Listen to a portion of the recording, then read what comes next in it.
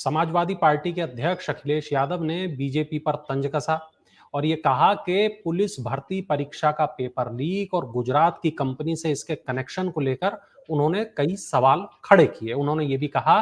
कि ये आरोप बेहद गंभीर हैं कि पुलिस भर्ती परीक्षा का पेपर आयोजित कराने वाली गुजरात की कंपनी का ही पेपर लीक कराने में भी हाथ है और उसका मालिक जब सफलतापूर्वक विदेश भाग गया, उसके बाद ही यूपी सरकार ने उसके बारे में जनता को बताया और जनता के गुस्से से बचने के लिए, दिखाने भर के लिए उस कंपनी को ब्लैकलिस्ट कर दिया। उत्कर्ष, कल आपने इस मामले में की गई सरकारी कार्रवाई के बारे में तो बताया था।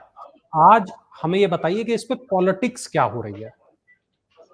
देखिए, आपने बखूबी उस ट्वीट का ज़िक्र कर दिया जहाँ से ये पूरी की पूरी राजनीति की शुरुआत हो जाती है। और कल भी वरुण जब हम इस हिस्से पर बात कर रहे थे कि एजुटेस कंपनी के साथ जिसने की सिपाही भर्ती परीक्षा उत्तर प्रदेश में आयोजित की थी और जिसके ऊपर ये आरोप है कि गड़बड़ी उन्होंने ही की है, उनकी मिलीभगत से, उनके कर्मचारियों की मिलीभगत से पूरी की पूरी परीक्षा लीक हुई और उसके बाद जो कार्रवाई की बात हमने कही थी कि कंपनी पर भी कार्रवाई होगी, उत्तर प्रदेश में ब्लैकलिस्टेड हो गई है और उनके संचालक की भी धरपकड़ की कोशिश, उस संचालक पर भी विधिक कार्रवाई होनी है। एक अपडेट उसमें पहले मैं आपको और दे दूं वो ये कि जो एक मनी जमा की जाती है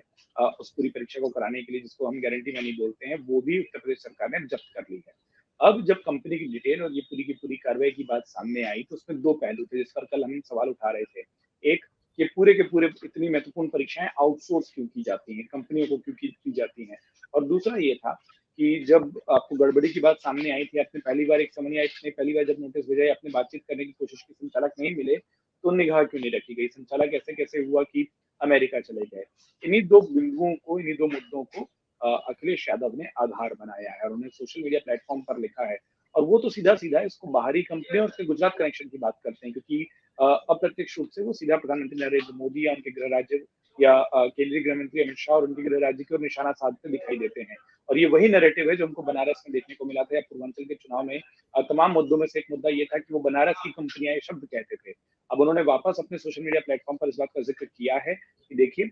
उत्तर प्रदेश में जो गड़बड़ हुई है उस कंपनी का मतलब उस कंपनी का लिंक कहाँ से था। एक तो उन्होंने जो उसमें राजनीति शुरू की उस कंपनी के लिंक को लोगों के सामने लाकर, हालांकि उसमें कुछ छुपाने जैसी बात नहीं है, लेकिन वो जो आरोप है कि तमाम जो काम उत्तर प्रदेश में हो रहे हैं, अगर आप उस पूरे ट्वीट को आप ढंग से पढ़ेंगे वो यहाँ तक कहते हैं कि उत्तर प्रदेश के जो भी काम है वो उत्तर प्रदेश की कंपनियों को और उत्तर प्रदेश के लोगों को ही मिलने चाहिए। जब तक कि कंपनियां जो भी काम होना है उत्तर प्रदेश में उसको कर पाने में सक्षम साबित ना हो तब तक तो आउटसोर्स काम होना ही नहीं चाहिए। उत्तर प्रदेश के बाहर तो बिल्कुल नहीं होना चाहिए। अगर आउटसोर्स भी हो तो कंपनी उत्तर प्रदेश की हो। तो एक तो स्थानीय बनाम बाहरी का एंगल जो है वो उस पूरे ट्वीट में झलकता है जिसको उन्होंने उठाया है। उन्होंने कहा कि जितनी भी गड़बड़ी हो रही है उन सबका लिंक गुजरात से निकल रहा है और वो ऐसा करके अप्रत्यक्ष रूप से एक आरोप मढ़ने की कोशिश कर रहे हैं जिसको भली भांति हर कोई समझता है कि वो प्रधानमंत्री नरेंद्र मोदी या फिर केंद्रीय गृह मंत्री अमित शाह और उसके बाद उनके गृह राज्य गुजरात की ओर इशारा करते हैं। तीसरी चीज जो वो कह रहे हैं वो लापरवाही की बात कह रहे हैं, वो उस मिलीभगत की ओर इशारा कर रहे हैं जब उनका कहना है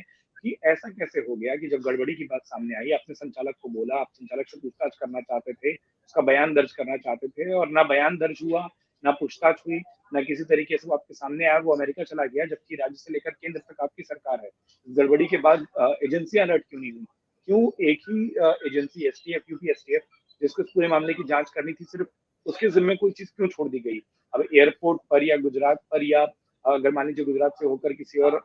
राज्य या शहर के एयरपोर्ट से वो व्यक्ति अमेरिका गया है क्योंकि वो रूट की भी अभी पूरी जानकारी नहीं मिली है कि वो सीधा गुजरात से फ्लाई किया या किसी वाया रूट होकर फ्लाई किया, तो उस रूट पर या उस पूरी जानकारी पर क्यों ध्यान नहीं दिया गया और ऐसा कैसे हो सकता है कि संचालक चले गए? तो वहां पर वो मिलीभगत की बात करते हैं। तो जो दो बड़े इशारे अखिलेश यादव कर रहे हैं, एक बाहरी कंपनियों को आउटसोर्स करने का जो मामला है वो उठा रहे हैं और दूसरा ये इस पूरे मामले में वो ये बताना चाहते हैं कि प्रशासन कुछ ढीला था या फिर किसी तरीके की मिलीभगत थी जिसके कारण कि वो संचालक बिना पूछताछ में शरीक हुए, बिना अपना बयान दर्ज करा पाए अमेरिका जा सका। अगर आप ये वीडियो YouTube पर देख रहे हैं तो हमारे चैनल को सब्सक्राइब करें और बेल आइकन को दबाना ना भूलें। अगर आप Facebook पर ये वीडियो देख रहे हैं तो हमारे पेज को लाइक करें।